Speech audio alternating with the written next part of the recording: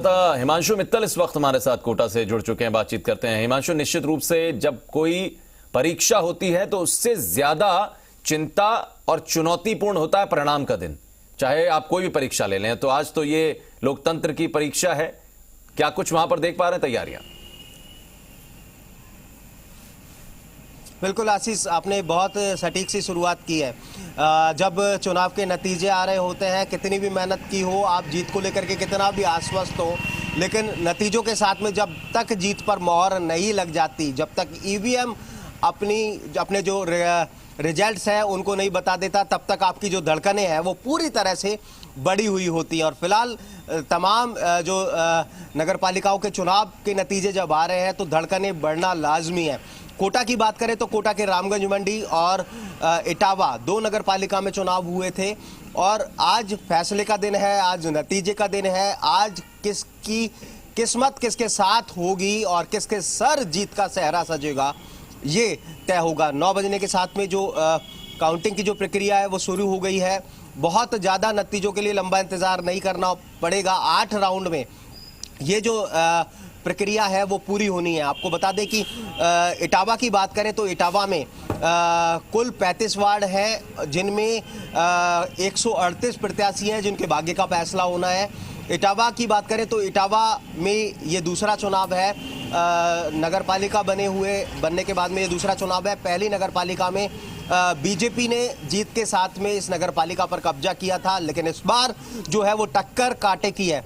और आशीष, एक दिलचस्प जो चीज बताते हैं आपको कि 68 प्रत्याशी हैं कुल 138 में से जो महिला प्रत्याशी है, यानी कि दोनों ही पार्टियों ने, दोनों ही प्रमुख दलों ने, बीजेपी और कांग्रेस ने मूल तौर पर जो भरोसा जताया वो महिला प्रत्याशियों पर जताया है। दूसरी बात अगर रामगंज मंडी की करें तो रामगंज मंडी में कुल 40 वार्ड है। 40 में से एक वार्ड पर कांग्रेस के जो प्रत्याशी थे वो निर्विरोध जीत कर आ गए थे। इसके बाद में 39 वार्ड है जिन पर 158 प्रत्याशी हैं जिनके भाग्य का फैसला होना है। तो कह सकते हैं कि 8 राउंड में ये चुनावी नतीजे आ जाएंगे एक एक करके, जैसे ही ये ईवीएम खुलेंगी और उसके साथ में ये नतीजे भी सामने आने लगेंगे। तो फिलहाल कह सकते हैं कि थोड़ी देर में जो पहले राउंड के जैसे ही नतीजे आएंगे उसके बाद तस्वीर साफ होने लगेगी और किसके सर जीत का सेहरा सस्ता है ये साफ होने लगेगा।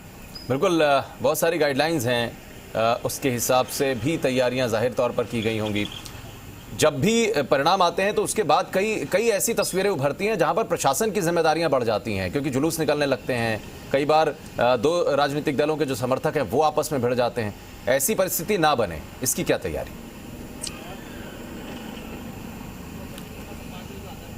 आशीष, देखिए, पहले ही आपको पता है कि कोरोना गाइडलाइन की जो पालना है उसके साथ में ये पूरे के पूरे चुनाव है वो संपन्न हुए। निश्चित तौर पर कोरोना अपना असर दिखाए हुए है और ऐसे में चुनाव के मद्देनज़र कोरोना की जो सख्त गाइडलाइंस है वो जारी की गई थी। उनके बीच ही चुनाव हुए तो कोरोना गाइडलाइन के साथ में ये स्पष्ट किया गया है कि जो काउंटिंग सेंटर है, जहां पर मतगणना स्थल है, वहां पर भीड़ ना जुटे, ये सुनिश्चित किया गया है। बड़े पैमाने पर चाहे बात इटावा की हो या बात रामगंज मंडी की, दोनों ही जगह पर मतगणना स्थल पर भारी रोकना है। तो पुलिस की पूरी व्यवस्था है और जो संख्या बल के बारे में है, कल तक जो बात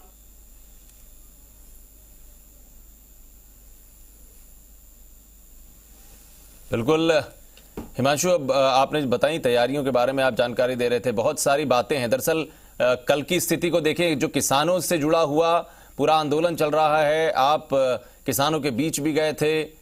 जब दो चुनौतियां हो प्रशासन के सामने, एक तरफ किसानों का आंदोलन, दूसरी तरफ चुनाव के परिणाम, और दोनों के बीच में सुरक्षा व्यवस्था सबसे बड़ी चुनौती, सामंजस्य में बिठाना है, हर एक तरफ नजर रखनी है, यह भी अपने आप में बहुत बड़ा मसला। हिमांशु। आशीष, देखिए, फिलहाल कह सकते हैं कि कोटा के लिए तो चुनौतियां कई सारी हैं, क्योंकि एक तरफ आपको बता दें